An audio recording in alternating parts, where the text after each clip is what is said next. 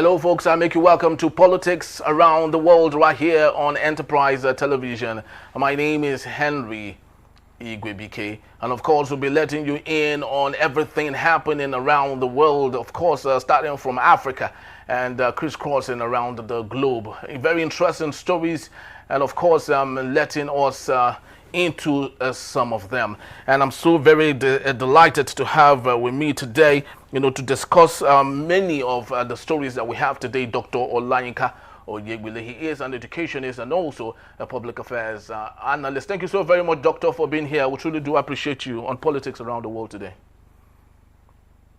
Thank you very much. It's nice to be back here again. Thank you so very much, sir. So let's start off from the United States of America, ladies and gentlemen. President Donald Trump is heading into another volatile week of his trade wars, facing an urgent need to de-escalate the clash he ignited with China before it inflicts a deep damage on the United States economy.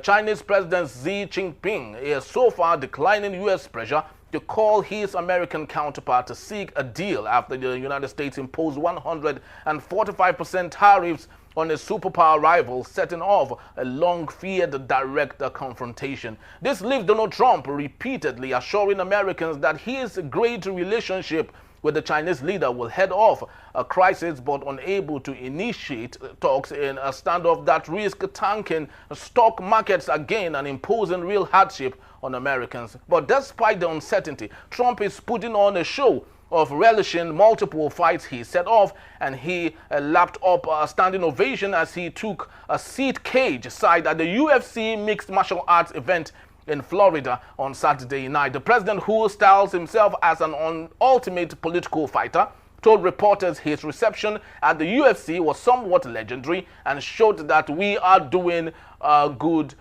job. But the president conflict with China is a real world showdown with far higher stakes than him appearing at the UFC. Doctor, the president, Donald Trump, is really a character that one needs to learn about, especially going by his style of economics in the world, particularly in Africa, that's hurting the entire globe right now. Please, can you speak to us on what you make out of the leadership style of Donald Trump?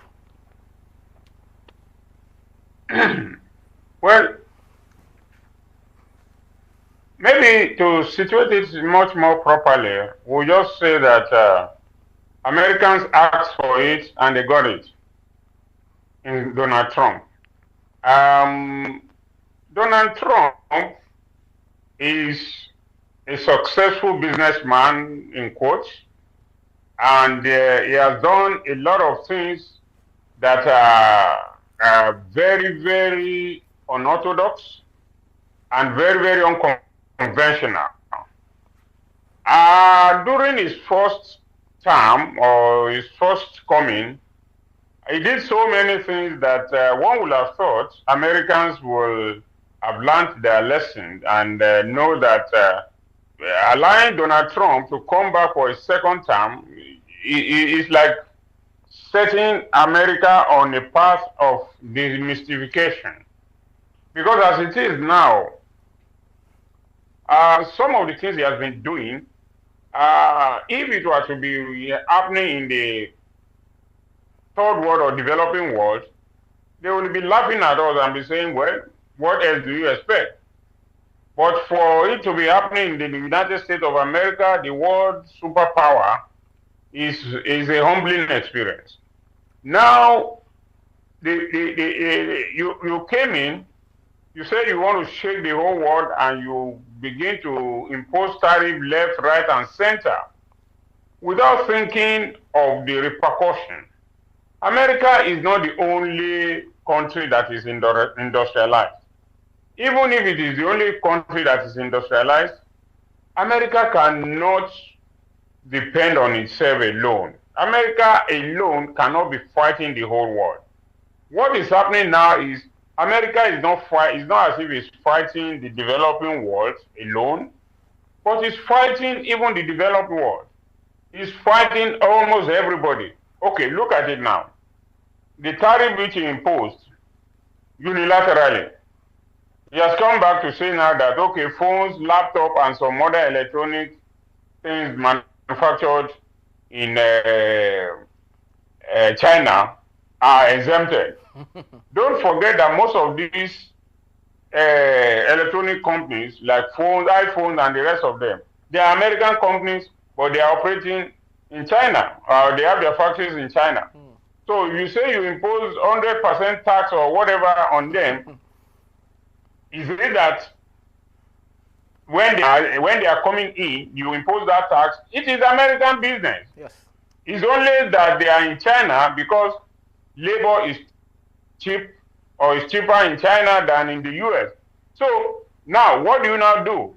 You now ask yourself, what did Donald Trump, did they think before he made those pronouncements?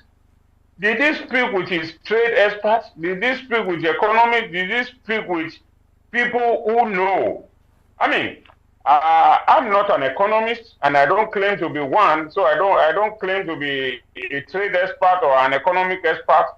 But from my layman's point of view, as a journalist who has had experience of over 3 decades in reporting various sectors of the Nigerian economy, how could he have come out with such blatant decision without consulting economists, without consulting trade experts, so it is now the backlash that has made him to now say that phones, laptops, and other electronic materials are not involved. But we will like to see how this will pan out. It is, for me, perhaps this is the point at which America is going to be demystified.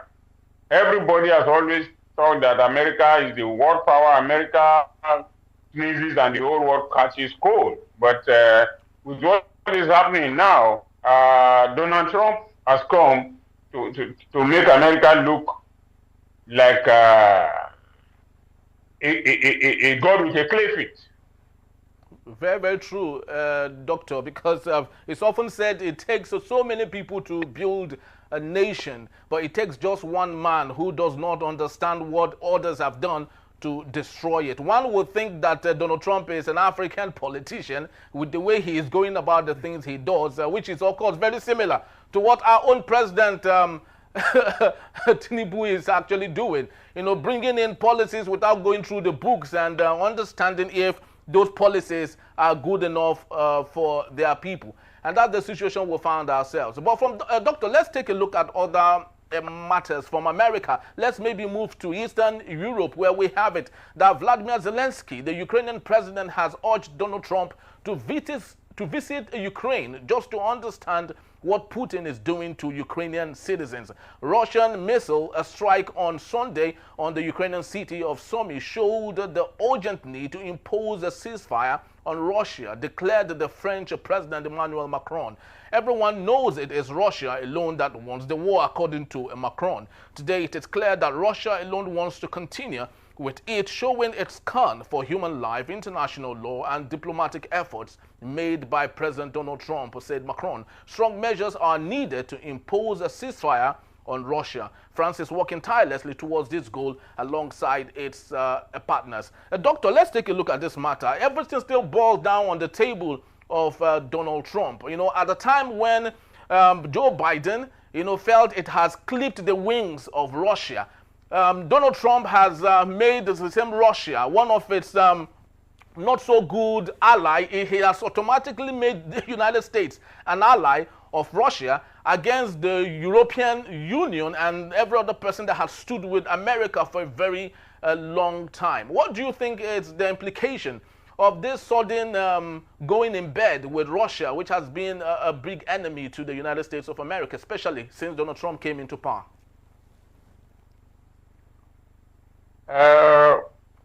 In all honesty, Donald Trump defies any pigeonhole or any definition now. Because with what he has done, I don't know what the Ukrainian presidents think will change Trump's mind when or if he visits Ukraine. We also saw the way the Ukrainian president was treated and harassed when he visited the White House. And for me, I don't know whether will change his mind, because the way it is, more than any American president ever, Donald Trump seems to be so close to Putin. And it begins to make you wonder what exactly is the chemistry between the two of them. Well, the wife is actually from Russia. They so Doctor, the wife is actually from Russia. The first lady of America is from Russia. So maybe his in-laws. Well,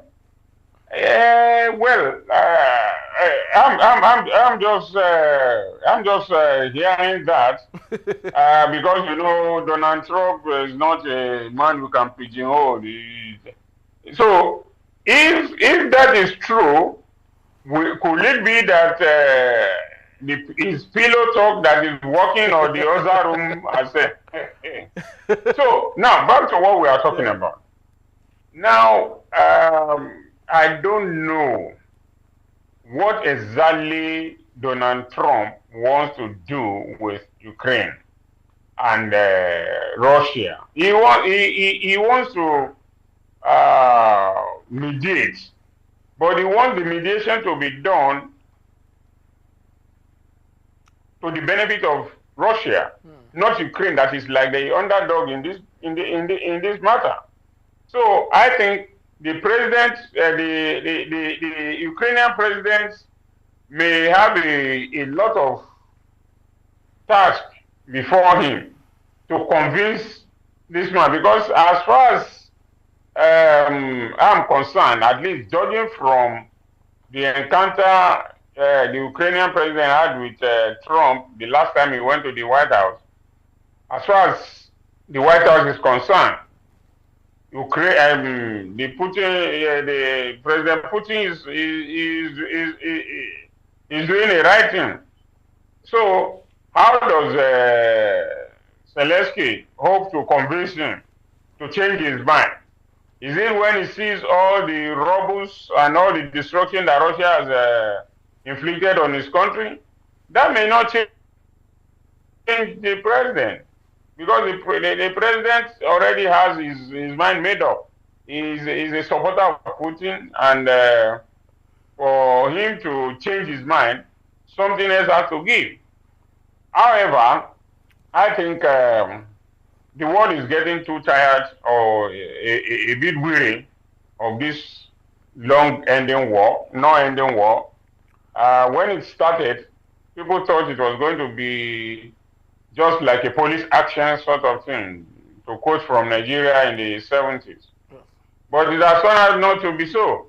So now what I would rather suggest that rather than President Trump, there should be another, maybe European or American ally presidents to join, or head of government to join up and see how to find a solution to this war.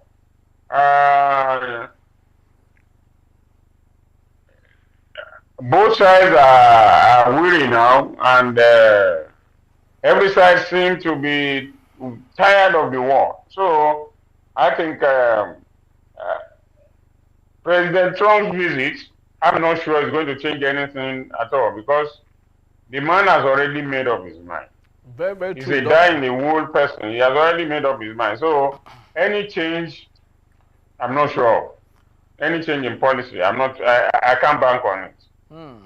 Very, very true. You know, such an unholy union between the president of Russia and Donald Trump, of course, which is strange, very strange to average Americans. But of course, the toll is on the Ukrainians, who are losing their lives, losing their limbs every single day as a result of the fracas, the very violent one happening in that particular zone. You know, one would wonder, when will this come to an end? Is it ever possible? It's actually very strange that in 2025, rather than engage in economic war, we are rather going back to the 60s and the 40s, when it was violent attack on one nation to another, annexation of one part of a nation to another, and one would not really know how this will end, but just continue to hope and see how this would go as we move forward. Lastly, Doctor, let's move into another story. Of course, let's come back home to Africa, where it matters to us, and let's go to Gabon.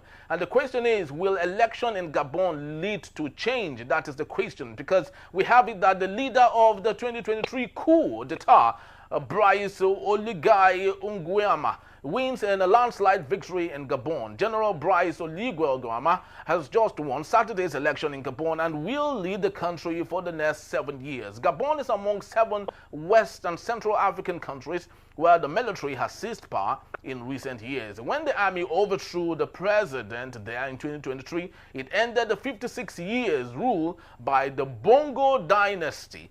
The winner, Nguema, is the army general who led the military takeover, and he is now bringing democratic changes, like he said, to Gabon. But the question is, once again, can this deliver the promises the people from Gabon are looking for? Doctor, I'd love you to speak to this matter. As much as we do not encourage, coup d'etat, but a situation where the one who makes a coup d'etat possible, does what General Sani Abacha wanted to do in 1997, 1998. You remember very vividly when he said, who does the cap fit? He wanted to transition himself from a general to a civilian leader. But of course, it happened that he had to go. And that was why we had the Fourth Republic today. So do you think it is okay, as much as we do not condone what Bongo and his father did, do you think it's democratic enough for someone who led a coup to transition himself to the democratic leader of the country? Will that sustain democracy in Gabon? It's a travesty of democracy. And I didn't expect it was going to be like this. But since it is Africa, you can always be sure there's always something new coming out of Africa. Now, when the coup was staged, and the military leader, what one would have expected is that, as the man who ousted the civilian government or whatever, when you want to midwife another election, you should not be a candidate in that election.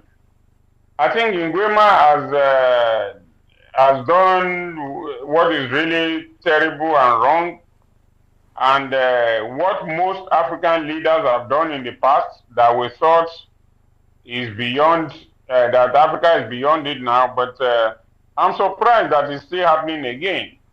But you also have to look at it that in a way, Gabon as a country has not known any real democracy in the last 50 or so years. In fact, since they got independent, only one family has ruled. So for this one, and I also think the military leader is also maybe remotely related to the family that he ousted. So it's a case of one family ruling an entire country for decades, for almost half a century. So, but that is not to give an excuse that those who are given power to run the country should mind themselves. They should do what is right so as to escape military dictatorship or military overthrow. The best of military regime is not a solution. Democracy is the in thing. Yes, democracy might not be the cure-all tonic, but at least it makes for some level of dissension and democratic changes. That every 4 years or 5 years, for instance, now, this president has a 7-year term. I can't quarrel with that. It is their constitution, but I think 7 years is too long, especially when you have another term. If it were to be just one single term, fine. But the Gabonese, if they're happy with it, who are we to cry more than the bereaved? But I think it's an anathema. It's a travesty of democracy. Very, very so true. Okay.